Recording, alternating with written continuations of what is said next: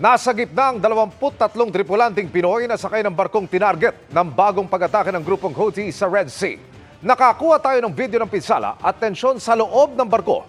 Ang panayam sa isa sa mga Pilipino sa pagtutok ni Marisol Abduraman. Baka sa videong ipinadala ng Pinoy seaman na si Jason Yee, ang pinsalang inabot ang sinasek monsoon yun matapos bombahin ng mga rebelding Houthi sa Red Sea. Kinakatakutan namin, dumating na. Talagang tinira na kami ng missile. Naglalayag sila mula Iraq papunta sanang Greece nang makarinig ng pamamaril. Yung angered namin, pinakita yung baril. Ang ginawa, tinira kami, pinakulanan kami ng bala. 20 minutong tumagal ang barilan. Binumpul na kami, ma'am, malakas, ma'am. Tinira yung makina namin, nabutas. Nagtago kami, missile. Tinamaan namin yung malapit sa makina. Yung gilid ng barko. Sa lakas ng hapon kami, basag na. Sa takot, nagtakbuhan na sila at nagpugli sa hagdan. Nagtatago kami. Dyan yung pinaka-safe na area. Ilang beses na kayong binombo, sir? After kami tinamaan ng una, so usok na. Tapos sumigil kami na. 23 silang Pilipinong crew ng tanker. Sinubukan pa ng kanyang mga kasama na patakbuhin ang makina pero bigo sila. Ang problema, pagkatakbo namin, kunti pa lang ang tinakbo namin, pinira na naman kami. Napakalakas, sumakbo na kami ulit.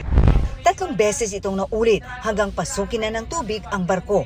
Kaya na makausap ko si Yee kagabi, paulit-ulit ang kanyang panawagan. Sino yung pwede yung makatulong na ma-rescue kami? Ano ang kailangan namin?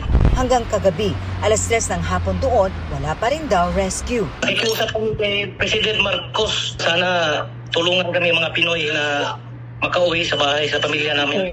11:20 ng umaga kanina oras dito sa Pilipinas. Sinabi ni Yee na dumating na roon ang rescue.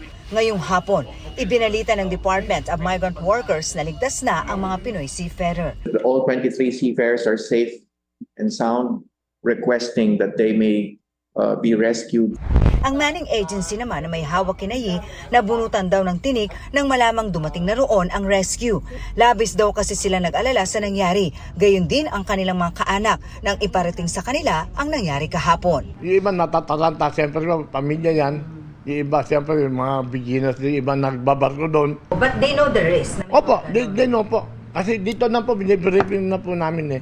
Kahit na po, tawid rin lang nila ng mga ilang oras, pero ilang araw, 5 days po yung sweldo na basic salary.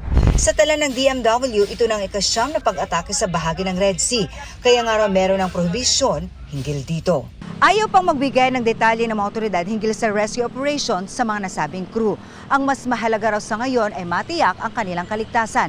Nasa kanila na raw kung uuwi sila sa bansa. Pero hinihimok sila ng DMW na umuwi na muna matapos ang kanilang naranasan.